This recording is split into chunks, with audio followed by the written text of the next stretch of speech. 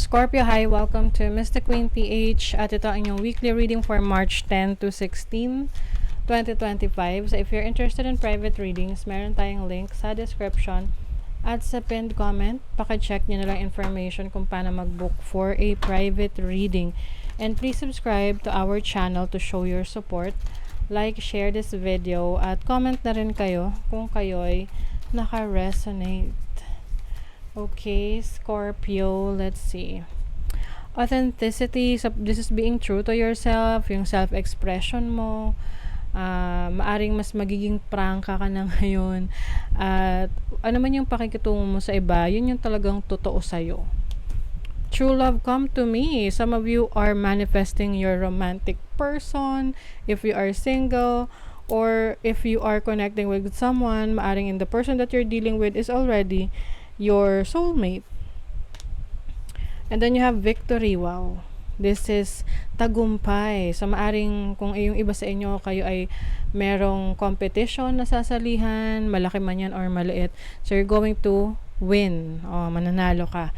And yung iba, this is about triumph, no? Tagumpay mo sa mga laban ng buhay, no? Oo.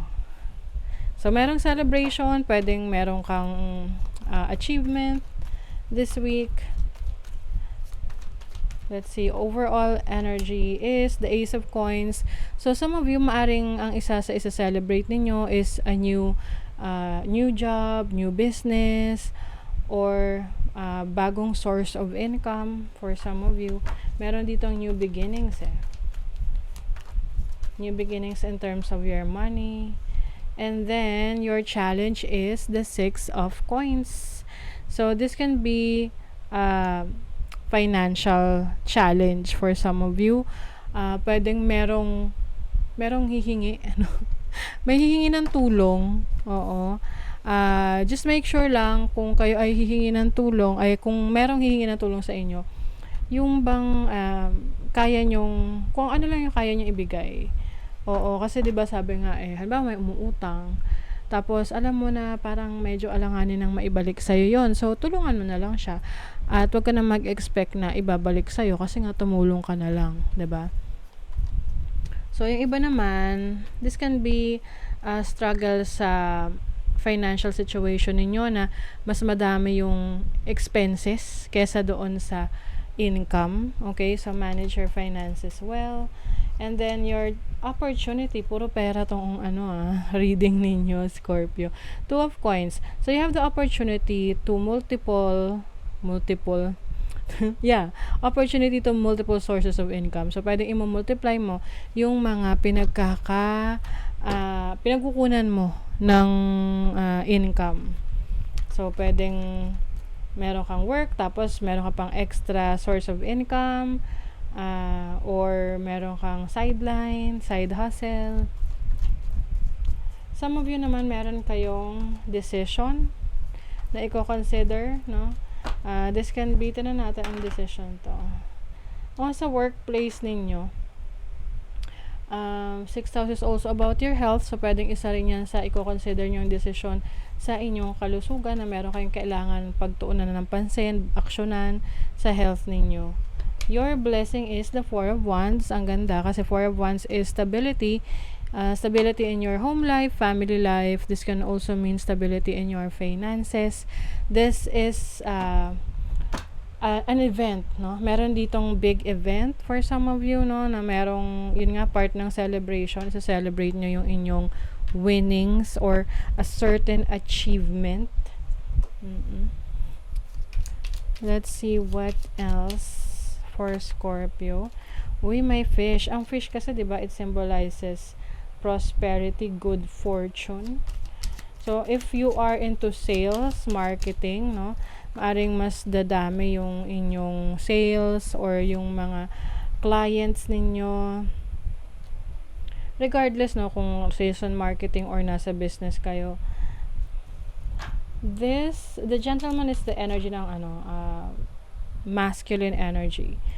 So maaring merong person sa buhay mo, masculine energy, who is going to be supporting you. So someone na i-inspire sa'yo or magbibigay sa'yo ng assistance. You have the snake. Oo, so ito yung alam nyo kasi, diba, kapag ang isang tao nagiging successful, yung parang marami siya nagiging achievement, dumadami rin yung mga nagiging kaaway ng iba, no? Or yung pwedeng hidden enemies or mga taong jealous of them. Okay? So, protect your energies as much as you can, kahit hindi nyo na ipangalandakan yung inyong mga achievements. But of course, nasa sa inyo pa rin naman yan, no? If you are proud of it, it's fine as long as you protect your energies, kasi meron mga taong hindi gusto na nalalamangan sila. You also have Anchor. So this is going to a new direction for some of you, no? Maaring meron kayong bagong project or ipupursue sa buhay, parang susubukan nyo. Yung iba pwedeng magta-try na mag-abroad or to go international with your business or with your career. So, some money, career, finances, you have the King of Swords and Justice. Some of you, pwedeng meron kayong inaasikaso, paperworks, no? Requirements.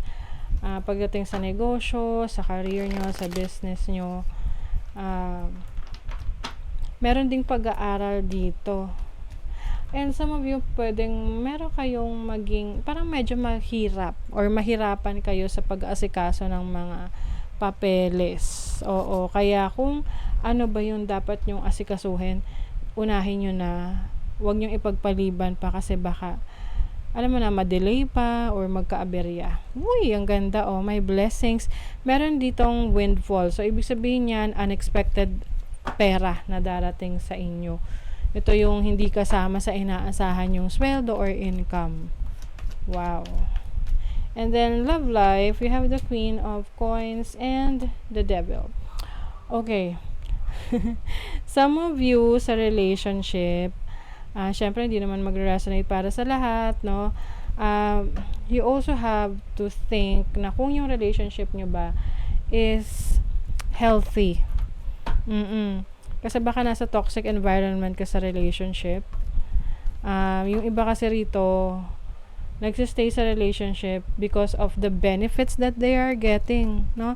So, this can be you or the person that you're dealing with. Merong something unhealthy and toxic dito sa situation na to. Diba? May deception. Someone is not being true in their relationship. So, yung iba sa inyo rito, meron hindi nagiging totoo. So, pwedeng the person that you're dealing with, sinasabi niya na kaya niyang mag-provide sa'yo, kaya kanyang alagaan, pero hindi pala. Kasi gusto lang niya makuha yung mga bagay na gusto niya sa'yo. Okay, so that is your reading, Scorpio. Thank you so much. See you again.